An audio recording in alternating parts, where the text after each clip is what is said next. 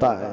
مولا علی کرم اللہ وجہ الکریم ایک بار قبرستان تشریف لے گئے، قبروں کو سلام کیا، السلام علیکم یا اہل القبور، اور اس کے بعد وہ مولا کائنات ہیں، قبر والوں سے یوں کہتے ہیں کیف احوالکم یا اہل القبور، اے قبروں والے تمہارے حالتیں کیا ہیں؟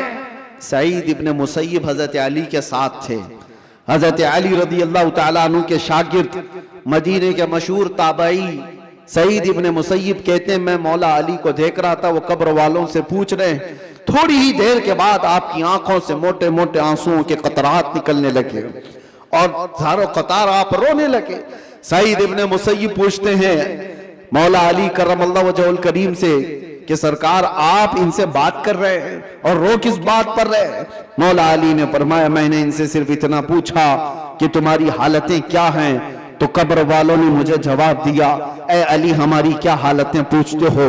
اس چہرے کو رب تبارک و تعالیٰ نے بچھوؤں کی غذا بنا دیا ہے جس کو ہم سجایا کرتے تھے، ان بالوں کو جن میں ہم کنگا کرتے تھے پیپ نکل آیا ہے، کیڑے کھینچ رہے ہیں، ہماری ان آنکھوں کو آج خیرہ کر دیا گیا ہے، ان آنکھوں کو سیاہ کر دیا گیا ہے، ہمارے وہ بازو جس پر ہمیں بڑا ناز تھا ہم آج ہلا بھی نہیں پاتے اور ان کو بڑی مضبوطی کے ساتھ توڑ دیا گیا ہے، ختم کر دیا گیا ہے۔ حضرت علی کرم اللہ وجہ الکریم سعید ابن مسیب سے کہتے ہیں قبر والوں کے یہ جواب سن کر بتاؤ کیا میں مسکرا سکتا ہوں، کیا میں ہنس سکتا ہوں؟ تو پھر اللہ کا خوف ہے کہ میں زاروں قطار رو پڑا۔ میرے عزیزو ہم سب بھی اسی منزل کے راہی ہیں، ہم بھی اسی آخری مکان کے مسافر ہیں جہاں ہم سب کے ساتھ یہ ہونا ہے۔ اس لیے جب تک رب تبارک و تعالیٰ نے ہمارے جسم میں روح باقی رکھا ہے اس روح کی توجہ کرو، اس کی تربیت کرو، ورنہ وقت گزر جانے کے بعد قرآن پاک میں ہے کئی ایسے لوگ ہیں جو کہتے ہیں رب تعالیٰ سے، کیا کہتے ہیں؟ لو کننا نرد، اے اللہ اگر کاش ایک بار ہم کو تو لوٹا دے، کننا نعمل، ہم بہت اچھا عمل کریں گے، عملا صالحا، ہم نیک بن کر کے آئیں گے، لو نورد، ہم لوٹا دیے جائیں، اگر ایک بار ہمیں دوبارہ دنیا میں بھیج دے ہم پکے مومن بن کر کے آئیں گے، ہم نیک عبادتگار بن کر کے آئیں گے۔ رب تعالیٰ فرماتا ہے کلا، ہرگز نہیں، جو وقت تھا وہ بیت چکا، اب عمل کا وقت نہیں، اب صرف حساب کا وقت ہے، اب صرف حساب کا وقت ہے۔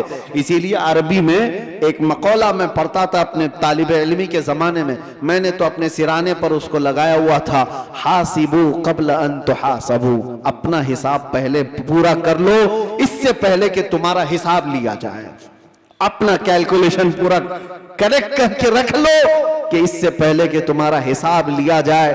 عزیزان گرامی آج ہماری زندگیاں ایسی ہیں، ہم انکم ٹیکس کے ڈر سے تو اپنا حساب پورا صحیح کرنے کی کوشش تو کرتے ہیں، سی اے کو دے دیا، اس کو دے دیا، سب سے پوچھ تاچھ کر کے کہ کہیں کوئی لوپ ہولز نہ رہ جائے تاکہ ہم پکڑ میں نہ آئیں۔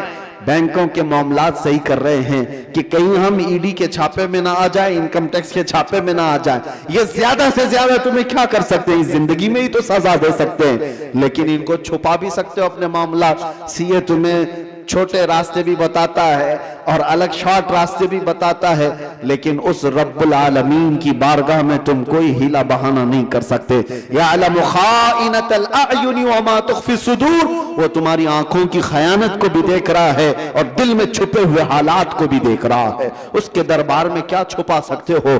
اور جو فرشتے تمہیں قبر میں پوچھنے آئیں گے وہ رشوت بھی نہیں لیتے ہیں، وہ کسی کے بارے میں سفارش کو قبول بھی نہیں کرتے، ان کا حال تو یہ ہے جتنا رب نے ان کو حکم دیا وہ پورا کر کے ہی رہتے ہیں۔ اگر فرشتہ رشوت لینے والا ہوتا تو کتنے تو مالدار پیسے دے کر اسرائیل علیہ السلام سے جان تو بچا لیتے، اپنی روح نکالے جانے سے بچا تو لیتے۔ جہاں بندہ ڈاکٹروں کو پیسے دیتا ہے ملک الموت کو بھی تو دے سکتا تھا، لیکن پوری دنیا کو یہ معلوم ہے کہ یہ فرشتہ رشوت نہیں لیتا، نہ ہی یہ کسی کو ایک منٹ آگے پیچھے ہونے دیتا ہے۔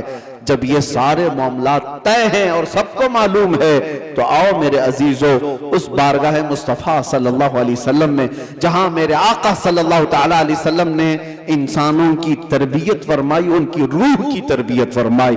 وہ کون تھے جو صحابہ بنے؟ شراب کی زندگیاں ان کی بھی تھی، جوئے کی زندگیاں ان کی بھی تھی، بچیوں کو پیدا ہوتے ہی گردن مروڑ کر کے مار دینے والی زندگیاں ان کی بھی تھی، ماں اور بہنوں کو بازاروں میں نیلام کر دیا جاتا تھا، عرب کی یہ زندگی تھی۔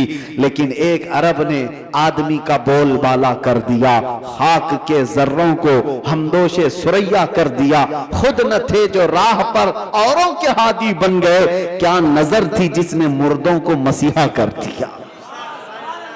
میرے آقا صلی اللہ تعالیٰ علیہ وسلم نے پھر ان کو کس مقام پر پہنچایا؟ یہ وہ عرب کے بدو لوگ تھے جن کو دنیا وحشی کہتی تھی، مگر میرے مصطفیٰ صلی اللہ علیہ وسلم کی تربیت میں آئے تو پھر مقام یہ بنا اصحابی کالنجوم۔ خود میرے آقا نے فرمایا میرے صحابہ ستاروں کی مانند ہے، جس کی بھی پیروی کرو گے ہدایت پا جاؤ گے۔ ان کو بلند مقام ہوا عطا کیا کہ چاند بھی ان کو دیکھے تو رشک کرے۔ وہ مقام میرے آقا کی اس جلوت خانے میں، اس خلوت کدے میں ہوا ہے۔ اسی لیے دنیا کی یونیورسٹیاں، دنیا کے اسکول جسم تو بنا سکتے ہیں، اور مدینے کا دربار تمہاری روح کو بناتا ہے، روح کو بناتا ہے۔ بارگاہ مصطفیٰ صلی اللہ علیہ وسلم میں ہم اپنے آپ کو سرنڈر کریں، اور اسی لیے میرے آقا نے فرمایا لا یؤمن احدکم حتی یکون ہواہ تبعا لما جئت بہ۔ اس وقت تک تم میں سے کوئی بھی مومن نہیں ہو سکتا جب تک اپنی خواہشات کو میری مرضی کے مطابق نہ بناتے۔ جب تک آپ اپنی خواہشات کو رسول اللہ کی مرضی کے مطابق نہیں کرتے، تب تک تو پکے مومن بھی نہیں ہیں۔ اسی لیے آج یہ عہد کرو کہ ہمارا جینا مرنا حضور کی مرضی کے مطابق ہوگا۔ حضور پاک کی مرضی کے مطابق ہو تو پھر روح بھی طاقتور ہوگی۔ اسی لیے میرے مرشد نے کہا زندگی یہ نہیں کسی کی کسی کے لیے، زندگی ہے نبی کی نبی کے لیے۔ ارے نہ سمجھ مرتے ہیں زندگی کے لیے، جینا مرنا ہے سب کچھ نبی کے لیے۔ یا رسول اللہ دہن میں زبان تمہارے لیے، بدن میں ہے جان تمہارے لیے، ہم آئے یہاں تمہارے لیے اور اٹھے بھی وہاں تمہارے لیے۔ جب بندے کا یہ عقیدہ بن جائے تو پھر دیکھو اس کی زندگی میں انقلاب کیسے آتا ہے۔ رب تبارک و تعالی ہم سب کو ہمارے کمزور جسموں سے نجات عطا کر مضبوط روحانی طاقت عطا فرمائے۔ مولا کریم ہماری آنکھوں میں نور مصطفیٰ عطا فرمائے، ہمارے دل کو وسوسوں سے محفوظ فرمائے، ہمارے بازوؤں میں قوت حیدری عطا فرمائے۔ مولا کریم اس پوری امت کو اصلاح کی توفیق عطا فرمائے۔